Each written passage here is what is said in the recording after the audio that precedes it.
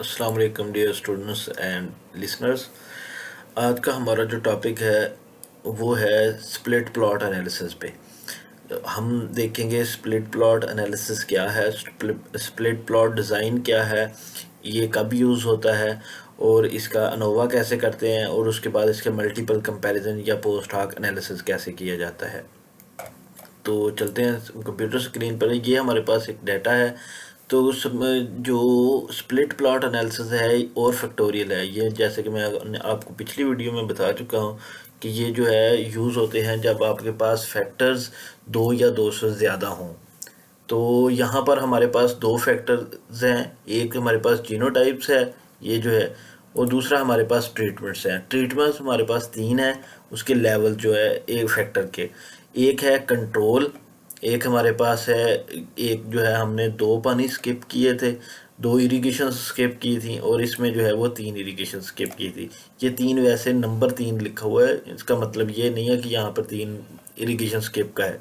तो यहाँ पर आप एक इरिगेशन स्किप भी हो सकती है, ये यहाँ पर दो भी स्किप हो सकती है। तो ये आपके जो है ना डिपेंड करता है कि आपका कौन सा जो है डिज़ाइन था और आपकी जो है ना ऑब्जेक्टिव्स क्या थे। तो इसी तरह हमारे पास यहाँ पर जीनोटाइप्स का एक फैक्टर है और एक ट्रीटमेंट का फैक्टर है, और साथ में रेप्लिकेशंस है, और हमारे पास 9 ट्रेट्स हैं जो जिनको हम जो है यहाँ पर चेक करेंगे।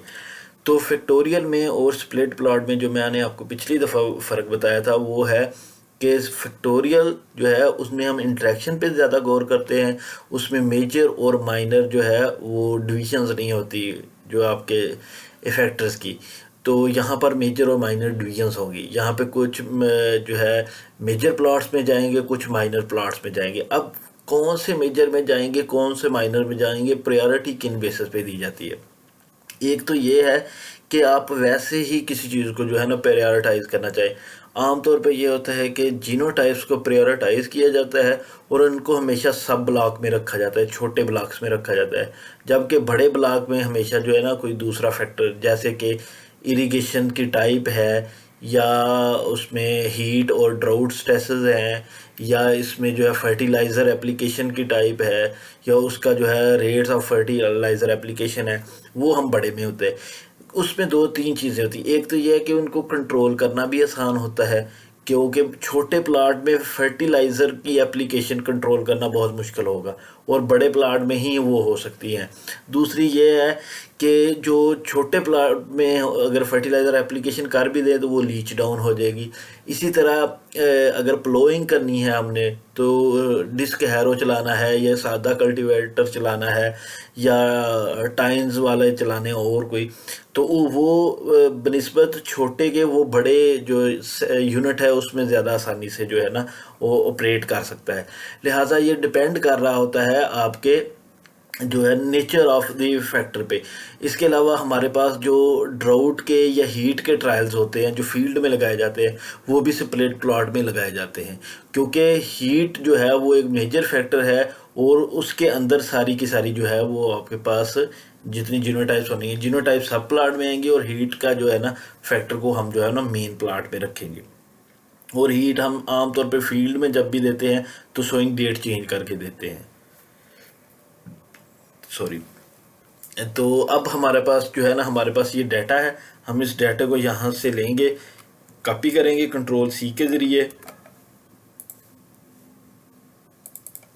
स्टैटिस्टिक्स 8.1 ओपन करेंगे, इसमें सारा डाटा देंगे, स्टैटिस्टिक्स पे आएंगे, लीनियर मॉडल पे, एनालिसिस ऑफ वेरिएंस में, और यहाँ पर आ जाएगा फैक्टोरियल के बाद स्प्लिट प्लॉट डिज़ाइन। अब यहाँ पर हमने देख रहे हैं कि मेन प्लॉट में या सब प्लॉट में कौन से रखते हैं। जीनोटाइप्स आम तौर पर जो है ना वो हमेशा जो है ना सब प्लॉट्स में आते हैं। तो सबसे पहले जीनोटाइप सेलेक्ट करें सब प्लॉट में, ट्रीटमेंट सेट करें मेन प्लॉट में, रेप्लिकेशन को हम जो है वो इसमें रखते हैं। बाकी सारी हमारी जितनी भी ये ट्रेड्स है सबको यहाँ पर इंसर्ट करते हैं और यहाँ पर क्लिक कर देते हैं।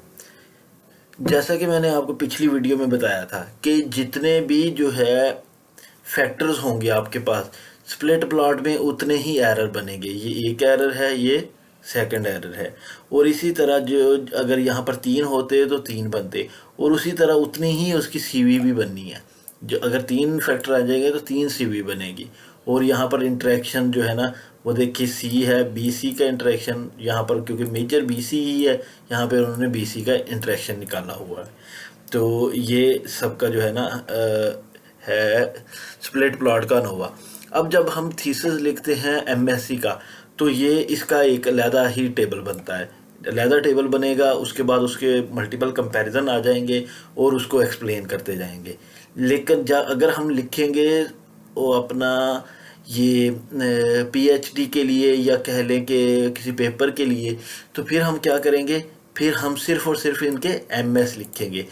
सबसे पहला कॉलम आ जाएगा हमारे पास सोर्स ऑफ वेरिएशन का, उसके बाद दूसरा कॉलम जो है वो आ जाएगा डिग्री ऑफ फ्रीडम का, और उसके बाद सारे कॉलम वन से जो जितने भी आपके ट्रेड्स हैं उन ट्रेड्स के नाम आ जाएंगे, और उनमें वैल्यूज़ जो सिर्फ पुट होंगी वो सिर्फ और सिर्फ मीन स्क्वायर की वैल्यू पुट होगी। और यहाँ पर मीन स्क्वायर के एंड पर हम एन एस सिंगल स्टार या डबल स्टार एक कर देंगे। एन एस का मतलब होगा कि नॉन सिग्निफिकेंट, सिंगल स्टार का मतलब कि एट अल्फ़ा लेवल 5 पे जो है वो सिग्निफिकेंट है, और डबल स्टार का मतलब है कि एट अल्फ़ा लेवल 0.1 पे जो है वो सिग्निफिकेंट है। इसी तरह हम जो है ना इसको सबको जो है ना कह लें कि टेबुलेटेड फॉर्म में लेके आते हैं। तो ये हमारे पास हमारा डाटा है। इसके बाद हम रिज़ल्ट में जाएंगे, मल्टीपल कंपैरिजन में जाएंगे और हाल पेयर वाइज कंपैरिजन में। अब यहाँ पर हम देखेंगे कि हमने किस किस के दरमियान, आमतौर पर रेप्लिकेशन को कंसीडर नहीं करते, ट्रीटमेंट, जीनोटाइप और इनके इंट्रैक्शन के दरमियान हम जो है वो निकालते हैं पेयर वाइज कंपैरिजन। तो यहाँ पर हम उसको ओके करेंगे। यहाँ पर हमारे पास पेयर वाइज कंपैरिजन आ गई, क्योंकि एक हाइपोथेटिकल डाटा है लिहाजा इसमें वेरिएशंस इतनी नहीं है। अगर आपके पास एक्चुअल डाटा हो तो उसमें वेरिएशंस होगी, या इस जो है मीन की बुनियाद पर हम जो है या हम कह लें या सॉफ्टवेयर कह लें कि वो इसकी बुनियाद पर ये ABC या इसे हम कहते हैं स्टैटिस्टिकल सिग्निफिकेंस वो लगाता है। तो यहाँ पर जो है हम इसको जो है ना लिखते जाएंगे। हमारा हर एक का जो है वो एक टेबल बना लेंगे, इसका इसका और इसका एक टेबल बनेगा, और एक दरमियान में लाइन खाली रहेगी जिसमें हम लिखेंगे कि ये मल्टीपल कंपैरिजन फॉर ट्रीटमेंट है, मल्टीपल कंपैरिजन फॉर जीनोटाइप्स है, और मल्टीपल कंपैरिजन फॉर इंट्रैक्शन है, क्योंकि ये इंट्रैक्शन का है। तो इस तरह हम जो है ना सबको जो है ना एक्सप्लेन भी कर देंगे बाद में। तो ये था आज का लेक्चर, उम्मीद है आप सबको पसंद आया होगा। अगर किसी को फैक्टोरियल या स्प्लिट प्लॉट के बारे में कोई क्वेश्चन पूछना है तो वो जो है पूछ सकता है कमेंट बॉक्स में। और यहाँ पर मैं आपको ये भी बताता चलूँ कि हमारे आम तौर पर जो डिज़ाइन लगाए जाते हैं लैब्स में, या जो ग्लास हाउसेस में लगाए जाते हैं, या कप में लगाए जाते हैं, या पॉलीथीन बैग्स में लगाए जाते हैं, वो कहने को तो फैक्टोरियल होते हैं, लेकिन उनकी बेसिकली अरेंजमेंट्स जो है वो स्प्लिट प्लॉट में आती है। तो लिहाजा बेहतर यही होता है कि उनका अनोवा जो है वो स्प्लिट प्लॉट अनोवा किया जाए। तो उम्मीद है कि आप लोगों को समझ आई होगी। तो अगली वीडियो तक के लिए इजाज़त दीजिए। अल्लाह हाफिज़।